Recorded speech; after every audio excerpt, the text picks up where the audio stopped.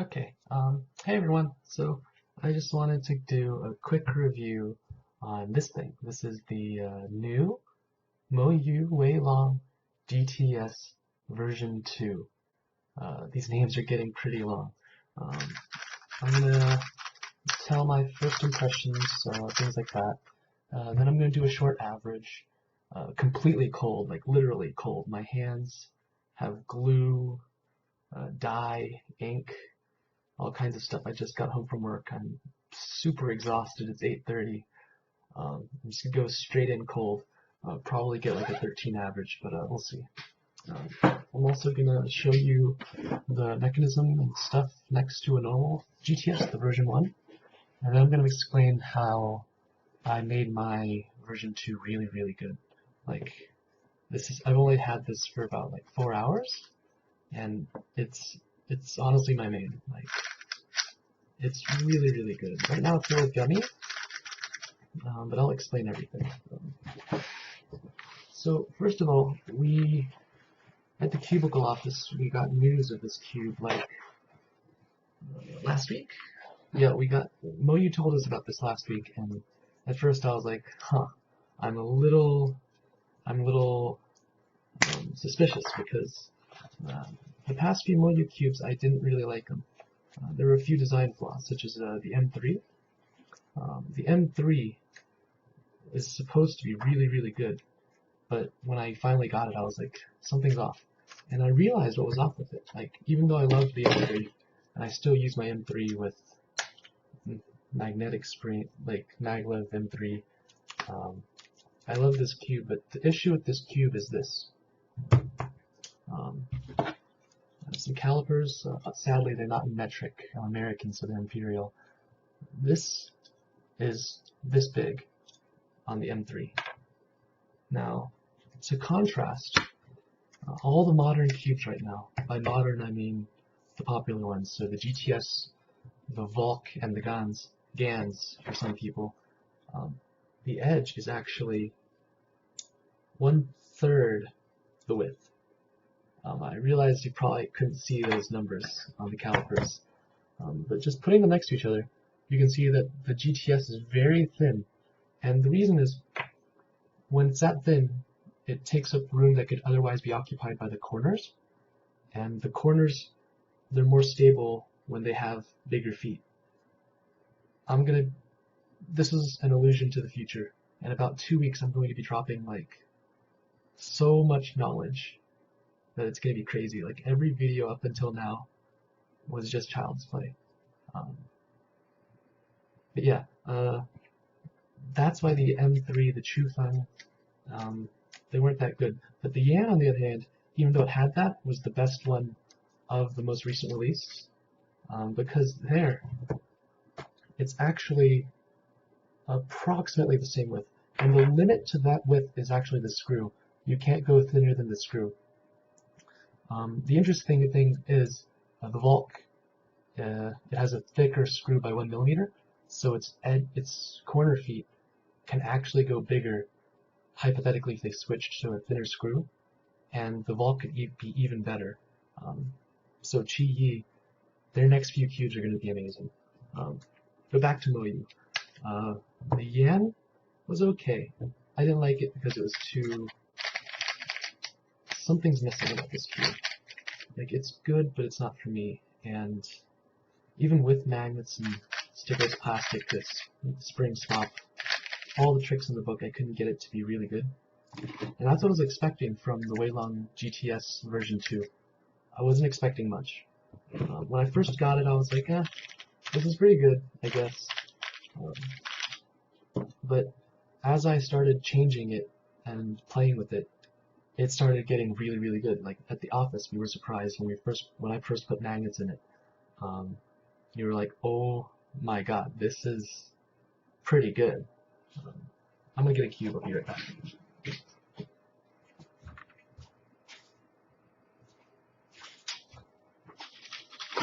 So,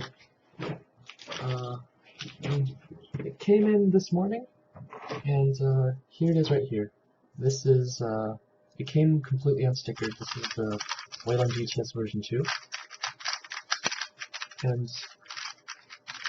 the interesting is they removed a lot of the grooves. So if you noticed in the history of the GANs, 356 V2, Air Ultimate, the difference between those, one of the biggest differences is the grooves started disappearing, so that more plastic was in contact. And that's what happened to the V2. A lot of the grooves have gone away. They've changed from a capped design to a multi-part design. So you see the seam in the middle? It comes apart just like a yam. The proportions of this is very similar to the GTS. So similar amounts of plastic are touching, but the stalk itself is now triangular instead of round. And the thing with triangular is the triangular allows it to have more contact in that spot, and they've gone a step further. So you'll notice on the WeiLong edge, it doesn't have the wings that the V2 has. The V2 has wings on the side, and this will contact with the triangular stalks, and it feels much more smoother because there's so much in contact. Like if you use the GTS, so much plastic wasn't in contact with each other that it felt, it had that indicative crisp feeling, but it took a really long time breaking in before it got buttery smooth. A few people who have do tens of thousands of solves like Jabari, their GTSs feel really nice because they've broken them in so well. Like Chris Olsen, formerly Patrick Ponce, he's switched to the Volk, but the GTS took a long time to get to that nice smooth stage. So you'll notice instead there's a small dimple, and other than that, there are really, other than the dimples, there are no friction grooves.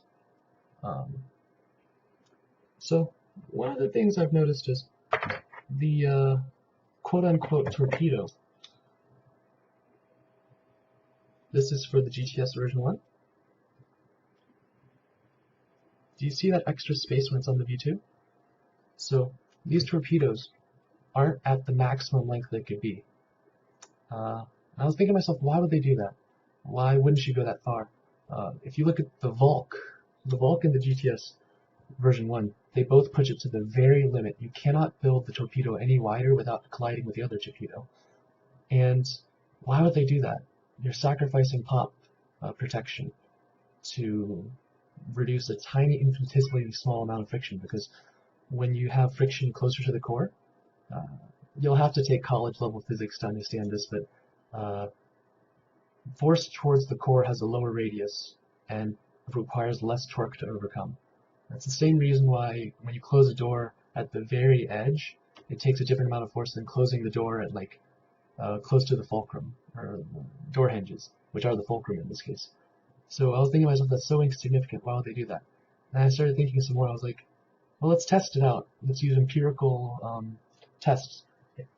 And really, this cube is already so pop resistant that it doesn't really matter. It's even hard for me to take pieces out. Another thing is, you'll notice that little skirt region. Let me get something to point with a screwdriver.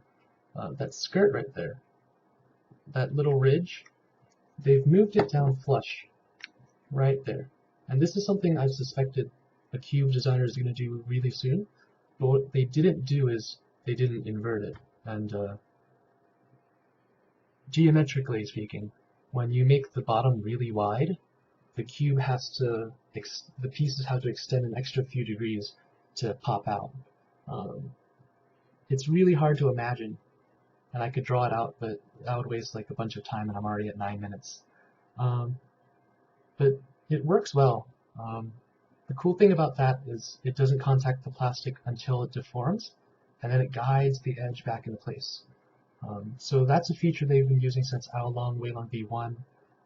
So it's nice to see that the classic WeiLong flavor is still there, and it's even better.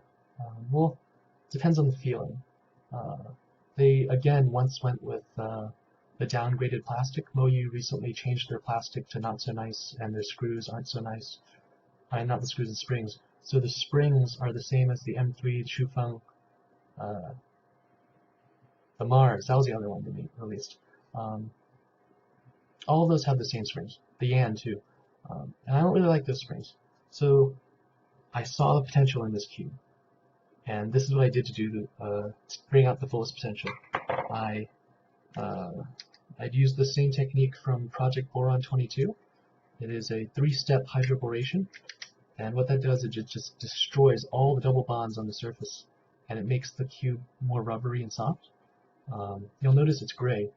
The interesting thing is the gray is actually not the coating. The gray is not actually the changed plastic. The gray is actually from solvent leaching, which is a totally different effect. The gray will actually wipe off, which is why the outside of my cube is black. The actual soft plastic penetrates about a few microns deep. So as the gray wears away, the cube still has that nice soft feeling. Before I lubed this, it actually felt really close to dying on tube actually. This is the first time since the original video that I experimented with this, and I changed the ratios up a little bit. I can't give out too much information.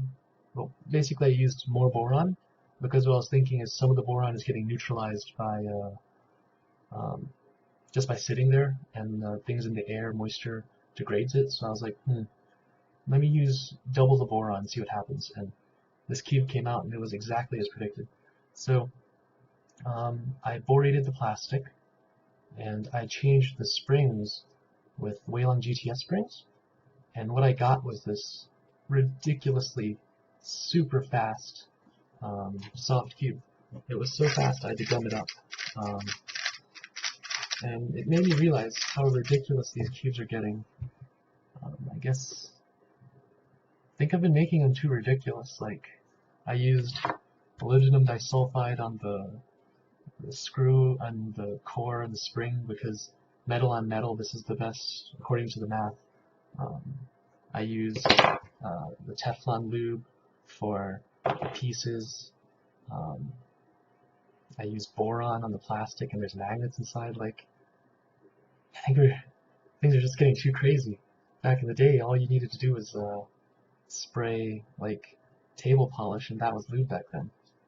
So that's my first impression, basic mech of the WeiLong GTS version 2. So I'm going to do a quick average of 5. Again, I'm really tired. My apartment doesn't have central heating. It has like these units.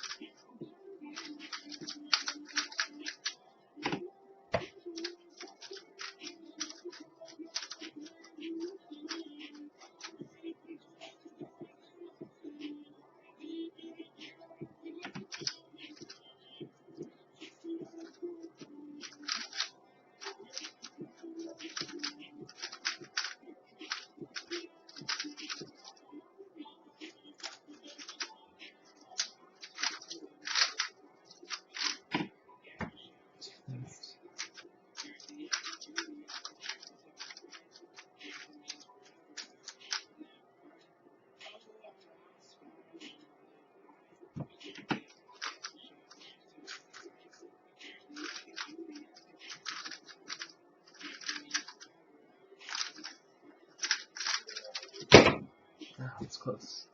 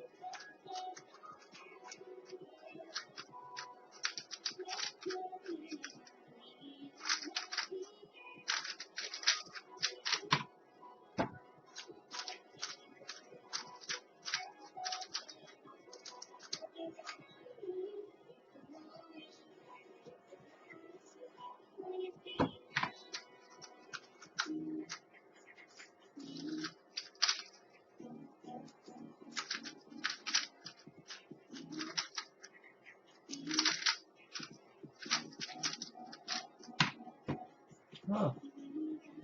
Oh wait, that was already 12.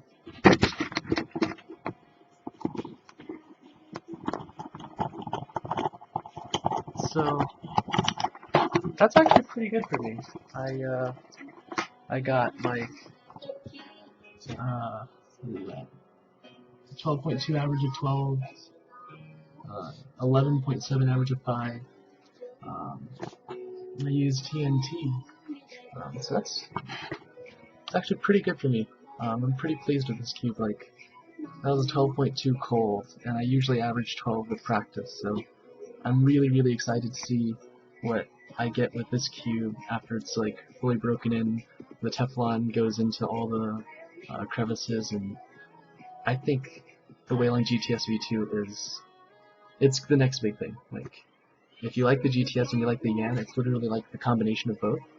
And if you wish a Volk was more soft, you'll love this cube. So, as always, thank you for listening, and I hope to bring really cool content for everyone in the future. See ya.